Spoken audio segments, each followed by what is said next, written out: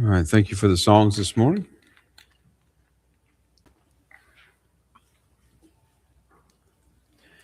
We are returning to First John chapter 2.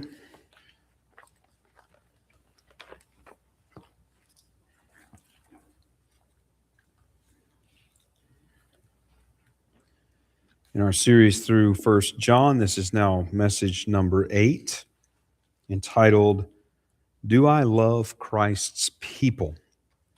First John chapter 2. Now we're going to look at this passage, verses 7 to 11.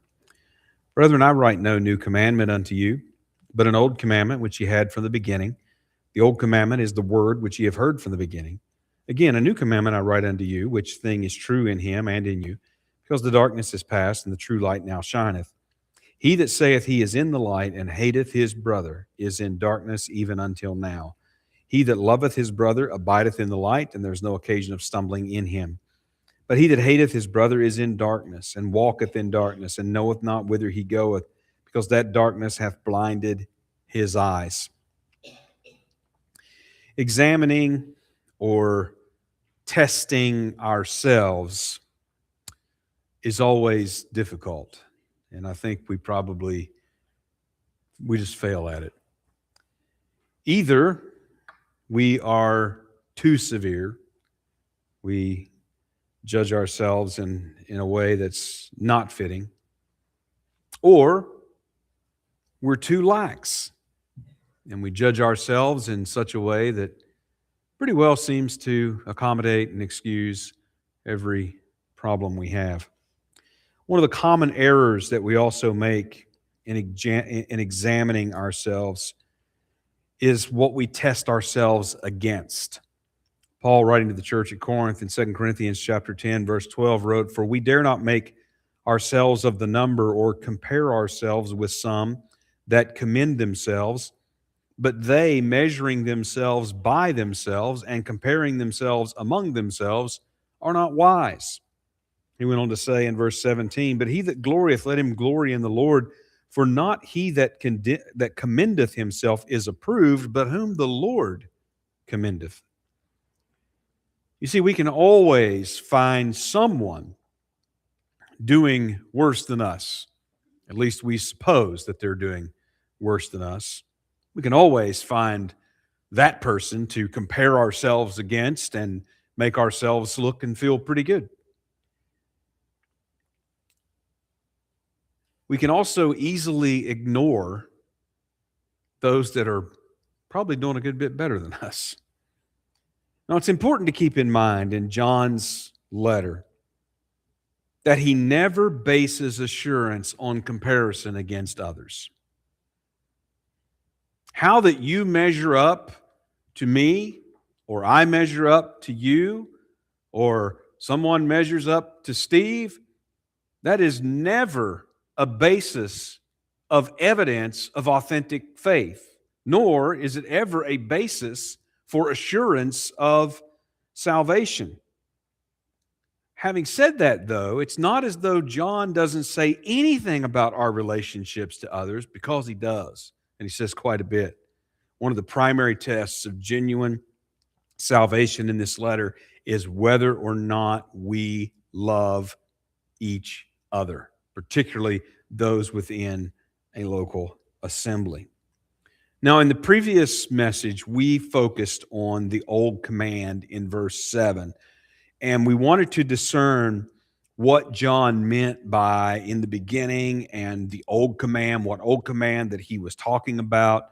And so from the context, we understand that the old command he's referring to, it is to love one another. He doesn't state that explicitly in this passage. He contrasts it with hate when you get down to verse number 9 and beyond. He explicitly makes that command in verse 11 of chapter 3, for this is the message that you heard from the beginning, that we should love one another. So there's no question when you read the letter contextually that is what he is talking about. And actually in chapter 3, verses 10 to 24, he's going to expand a whole lot more about loving of brothers and sisters than what he's going to say here.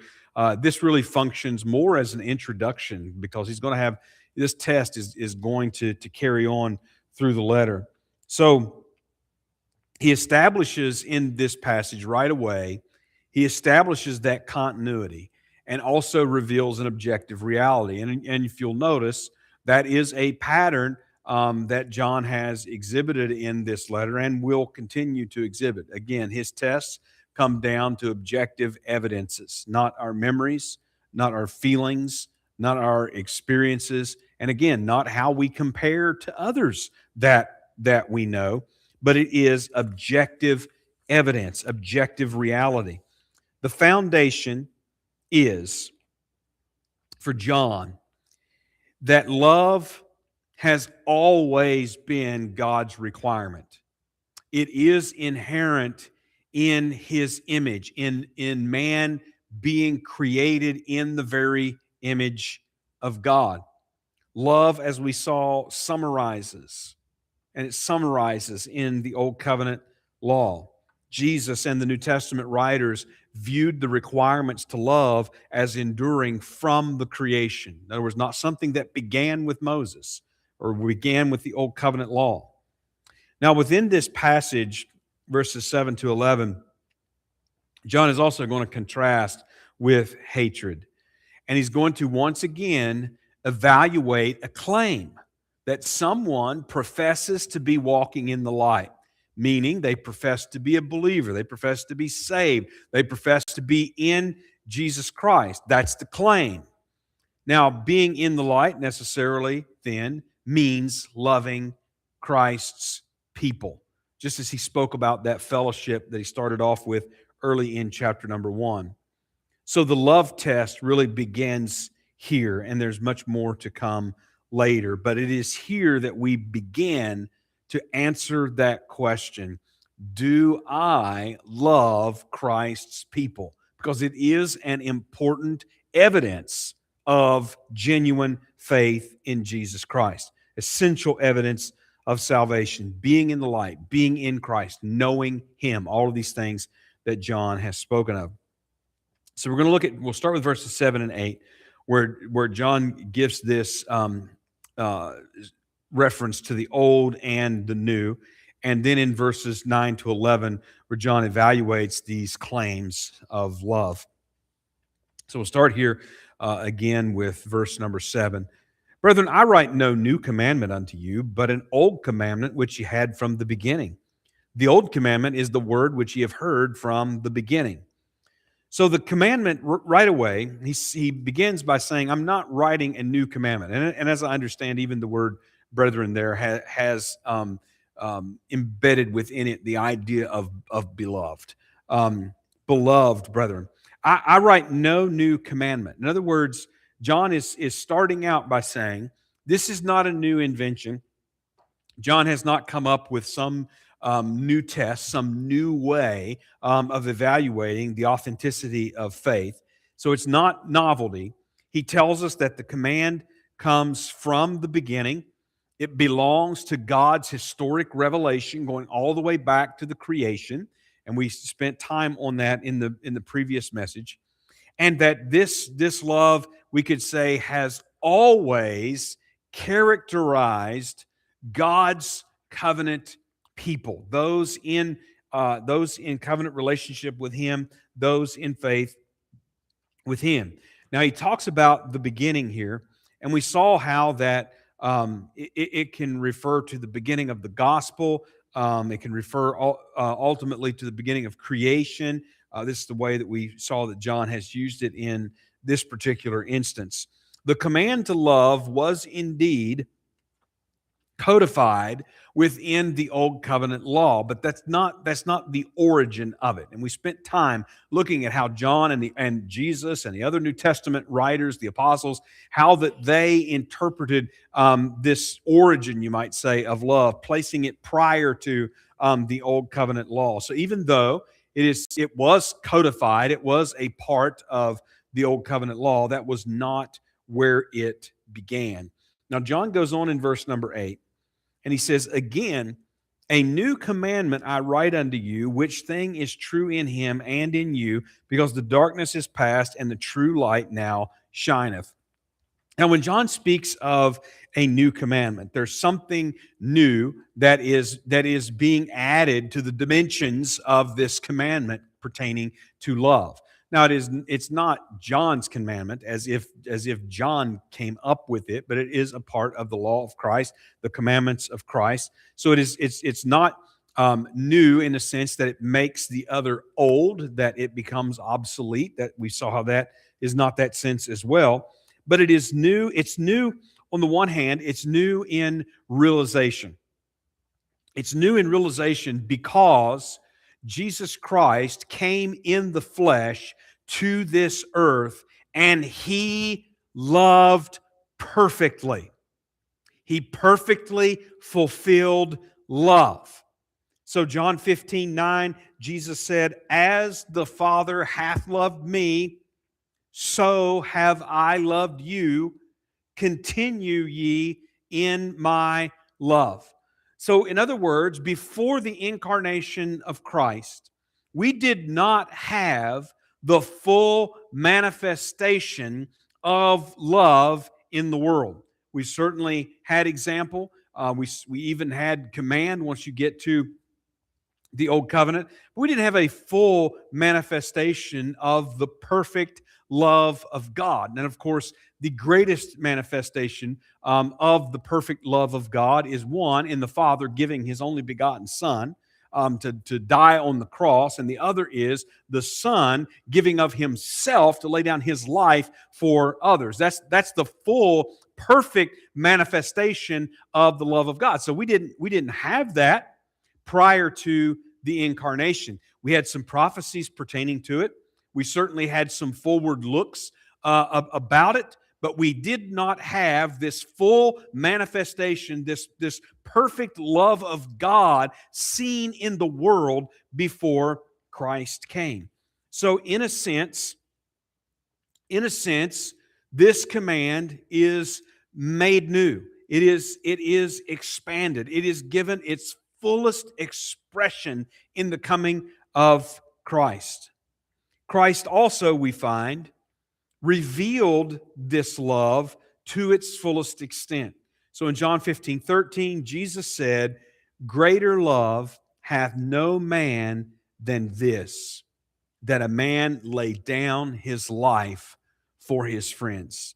Jesus emphasized how that there is no greater love, there is no greater expression of love, there is no greater manifestation of love than that a man lay down his life for his friends. Of course, we know that in the case of Christ, that even while we were yet enemies of Christ, that He laid down His life for us.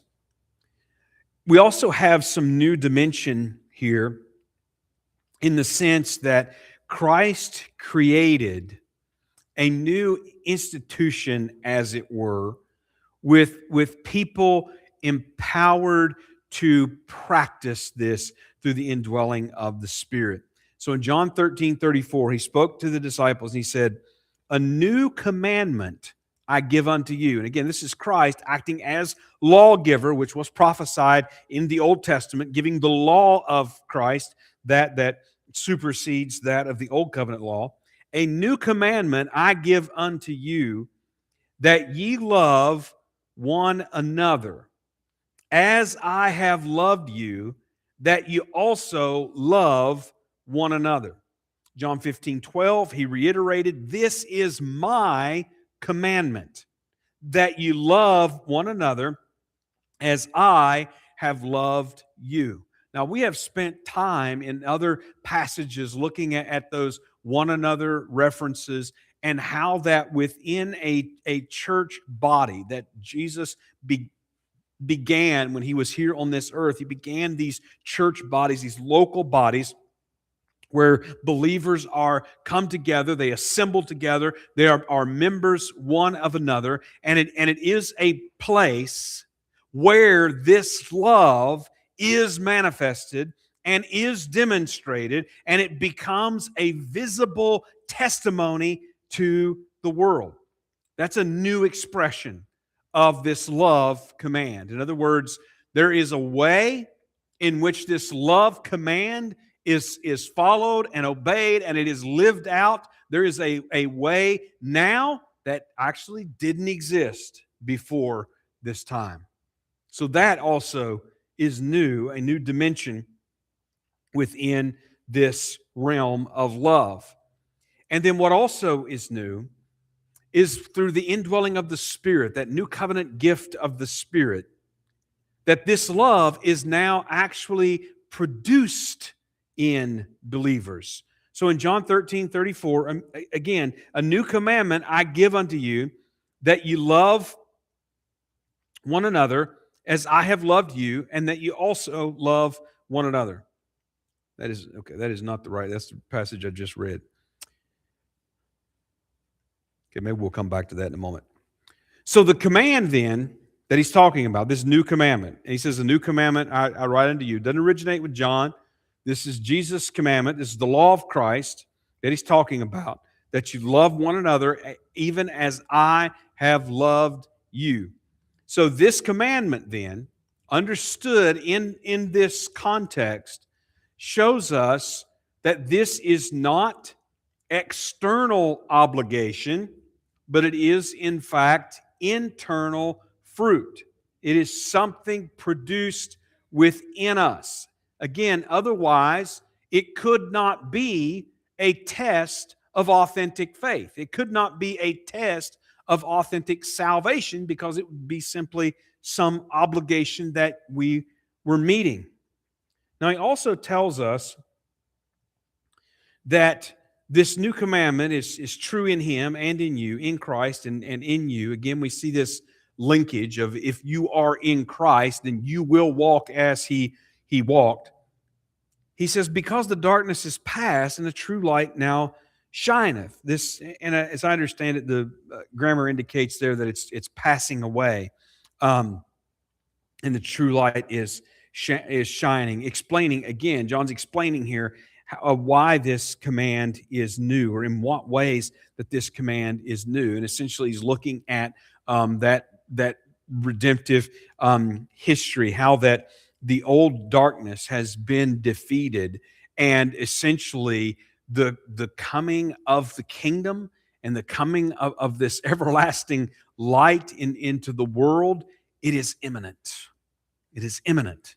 Darkness was defeated at the cross. Yes, there are things to be done, things that will happen and things that will be fulfilled, but it is now imminent.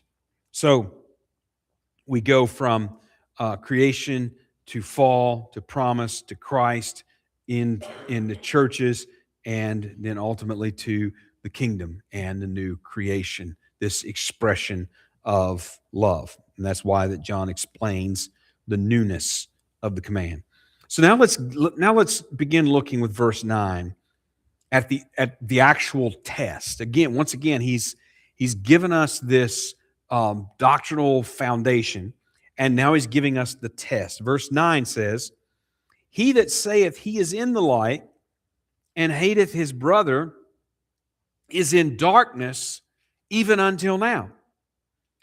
So love reveals.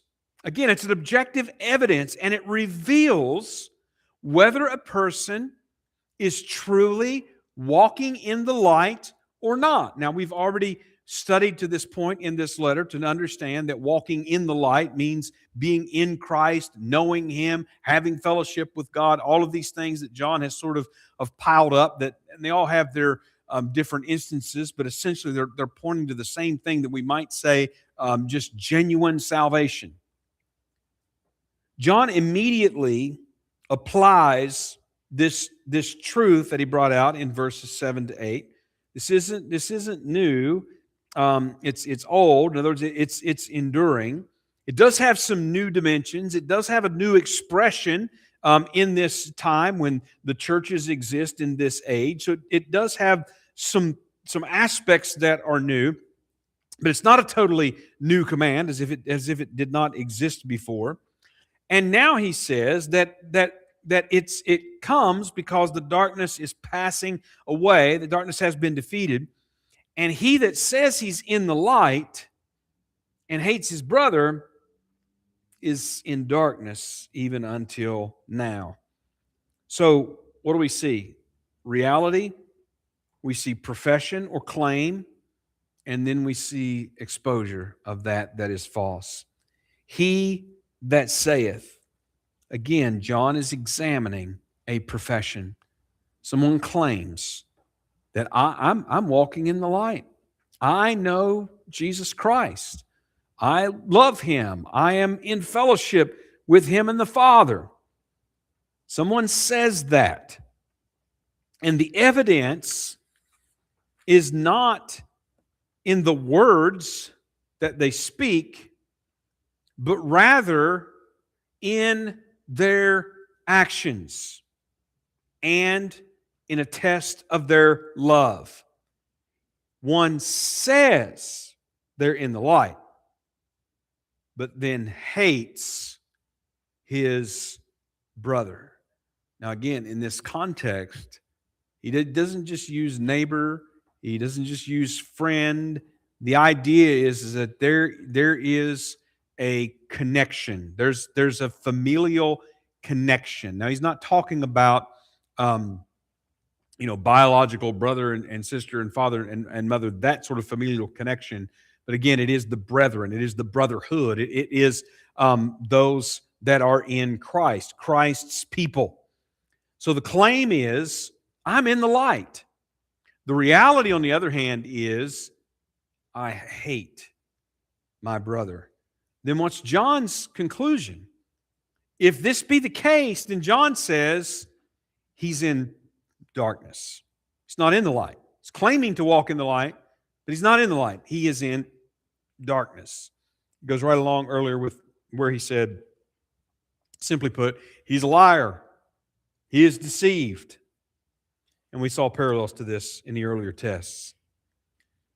Profession, and we're not even halfway through 1 John, but we're getting closer. And we've seen enough to see this recurring theme. Profession without fruit corresponding to that profession is a false profession. It is not true. And of course, within the background, we talked about Cain hating his brother and essentially becoming a prototype. John will also refer to Cain as you get later into chapter 3. But the point is, hatred belongs to the darkness, and love belongs to the light.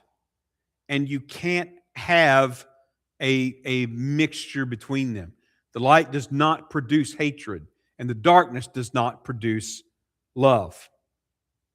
As we continue on in verse 10, he says, he that loveth his brother abideth in the light, and there is none occasion of stumbling in him. Love, then, gives assurance and gives stability to that believer. So this is the positive. We saw the negative. Now this is the positive. And the positive is the one that loves. The one that loves his brother, his sister in Christ. And that is, John says, is evidence that they are abiding in the light. Notice how that, as we said, John's using several different terms as we're going through this letter. He talks about abiding, fellowship, life, light, all of these sort of things, and these are evidences. And in this case, love is an evidence of it. Abiding in Christ, abiding in the light, abiding in fellowship, abiding in the new life. The evidence of that is love. Now, we're getting in all these different terms. Again, we sort of could comprehend it all and talk about genuine salvation, authentic faith in Christ. And in other words, they're sort of overlapping over the really what is. It comes down to this same fundamental spiritual reality. He says that the result of this is that there's no occasion of stumbling. In other words, he's saying that love produces stability. Whereas on the other hand, hatred blinds, and we'll see that coming out in just a moment. Love sees rightly, love walks rightly, love helps others walk rightly. The believer's life is increasingly reflecting Jesus Christ in the everyday walk. Verse 11 says, "But he that hateth his brother is in darkness, and walketh in darkness, and knoweth not whither he goeth, because that darkness hath blinded his eyes." Hatred, John says, reveals spiritual blindness. Love reveals spiritual life in Jesus Christ. Hatred reveals spiritual blindness. So this is the opposite. And John says that this one that hates his brother, hates his sister, is in darkness, walks in darkness, doesn't know where he is going, and has been blinded. So in other words, this is John is not talking about a momentary stumble or lapse or anything that we might say along that line. He's talking about a real spiritual condition. There's a real spiritual condition that is in darkness. And one of the great evidences of that is this hatred. There's a real spiritual condition that is being in the light. And one of the great evidences of that is genuine love, particularly for those brothers and sisters in Christ. So this is you notice also how that it sort of descends as you go through this verse. He's in the darkness. That's his state. That is where he's at. He is walking in darkness. That's his progress. And he doesn't know where he is going. That is that spiritual blindness. And why? Because the darkness has blinded him.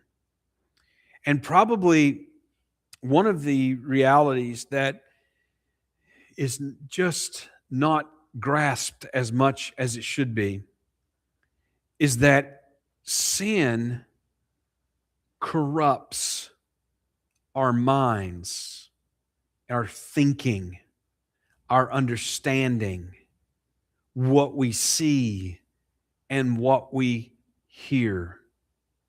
When we are in bondage to sin, we do not think correctly. We do not understand correctly.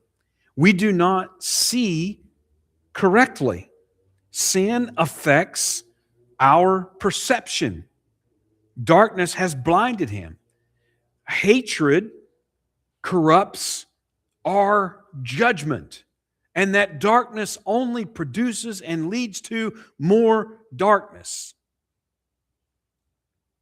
Now, this, of course, recalls passages like in Isaiah 6 that we studied not too awful long ago, that the sins of Israel had caused their hearts to become hardened, their ears were very heavy, their necks were stiff, they rejected God's light because they were blind. And so this is the test that John opens up with concerning love. And again, it's not all that we're going to encounter on this particular subject. He is going to expand on this, but it is a good beginning. So just to sort of summarize what we have learned, what we've seen to this point, and what we can carry with us as we go forward, is that first of all, love belongs to the creation order. That God created human beings in this world not for warfare, not for hatred, not for envy, not for strife, not for violence against one another, but He created us to live in a harmonious love with one another in this creation. Love belongs to the creation order. It wasn't a new idea invented at Sinai. Love, of course, reflects our very Creator, being made in His image. And secondly, we have to understand that sin corrupted love. And we see that in Genesis 3. Genesis 3, as it begins to talk about that curse and the enmity, and even you could read how that even the husband and the wife, they're Adam and Eve, how that there would be an sort of an animosity and difficulties and conflicts between them. And we know this to be true. I mean, if we've ever tried to do anything with someone else, we know that we have different ideas. We see the problem differently. We see the solution differently sometimes. Sometimes it just seems like it's impossible to work with someone else because those differences are just so sharp. And we even saw that with Paul and Barnabas in the book of Acts. So sin has corrupted love just right along with everything else. And the evidence of that is Cain murdering his brother Abel right after the fall, Genesis 4. What does that tell us?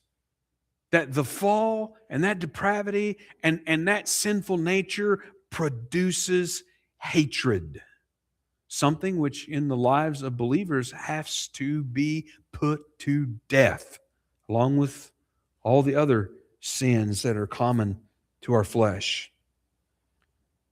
Now, we did get a commandment, an expression of commandment concerning love in the Old Covenant law, but that certainly was not where it began.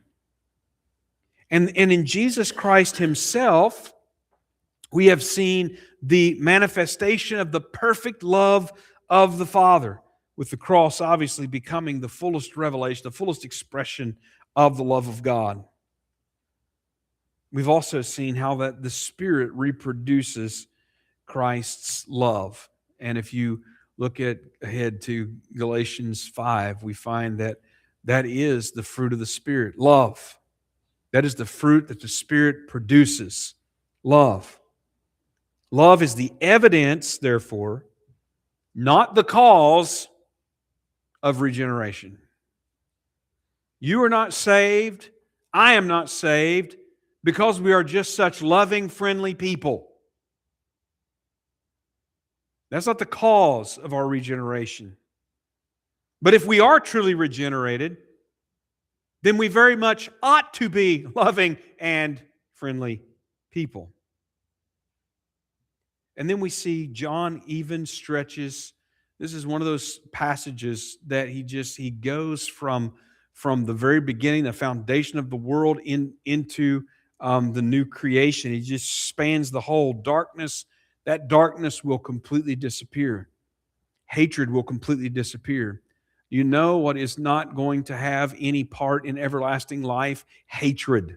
It's not going to have any part in everlasting life. That true light will fill and dominate that new creation. So again, the old commandment, it's not obsolete. It's just ancient. It's enduring. It is a very part of the creation order. The new commandment is not different in substance, and it's not something that alters the old commandment. It's new in fulfillment, and it certainly expands in expression. We see that this love and this command is rooted in future reality as well. And John's concern, again, remains assurance of genuine salvation through objective fruit in the life of a believer. It is an evidence of regeneration. And therefore, hatred is not merely a relational problem. I mean, that's probably the way we think of it quite a bit. I mean, I could easily love that person if they would do A, B, and C and stop doing X, Y, and Z. And I could easily love them then. Hatred is not merely a relational problem. Hatred is a fruit and an evidence of spiritual darkness that is dominating the soul and the life of a person.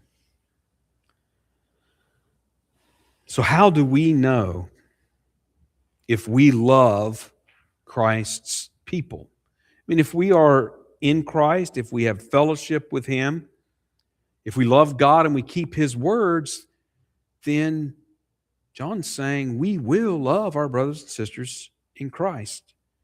Churches, of course, provide that new expression of that love being joined together in one location. So it is, you could say, a great testing and proving ground of that objective, real evidence. And so we're just beginning to answer that particular question. There's more to come in the letter as we proceed. But we'll stop here and we'll close with a hymn.